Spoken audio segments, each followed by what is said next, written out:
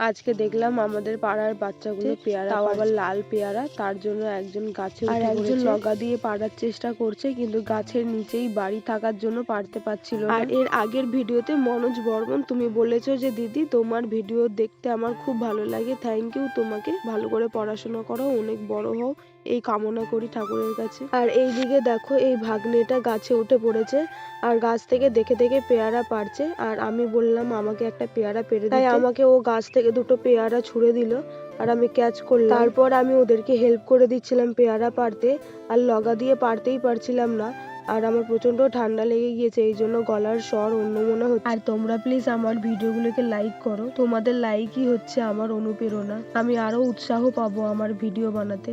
আর video ভালো লাগলে অবশ্যই কিন্তু চ্যানেলটিকে সাবস্ক্রাইব করে রেখো, যাতে নতুন ভিডিও তোমাদের কাছে আগে যায়।